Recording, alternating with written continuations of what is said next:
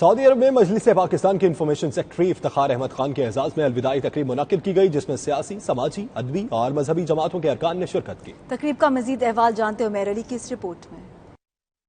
دارالحکومت ریاض میں منعقد ہونے والی الوداعی تقریب میں شرکاء نے افتخار احمد خان کے سیاسی اور سماجی پہلوؤں پر روشنی ڈالتے ہوئے کہا کہ انہوں نے ہمیشہ دیار غیر میں مقیم افراد کو پاکستانیت کا درس دیا اور پاکستان کے وقار کو بہتر بنانے کے لیے عملی کام بھی کیا۔ مجلس کے صدر رانا عبدالرؤف اور جنرل سیکرٹری حافظ عبدالوحید کا کہنا تھا کہ مجلس پاکستان دیار غیر میں سیاسی جماعتوں کا ایک ایسا پلیٹ فارم ہے جس نے ہمیشہ پاک سعودی تعلقات کو فروغ دینے کے علاوہ پاکستان کے ہر مشکل وقت میں ساتھ دیا ہے، اور افتخار احمد خان نے جس طرح اس میں کردار ادا کیا ہے اس کو کبھی فراموش نہیں کیا جا سکتا۔ تقریب کے شرکاء سے خطاب کرتے ہوئے افتخار احمد خان نے کہا کہ وہ 45 سال سعودی عرب میں مقیم رہے، سعودی عرب ان کا دوسرا گھر ہے اور پاکستانی اس سے دلی لگاؤ رکھتے ہیں۔ تقریب سے مخدوم امین تاجر، قاضی اسحاق میمن، خالد اکرم رانا، سرور خان انقلابی، احسن عباسی اور دیگر نے بھی خطاب کیا۔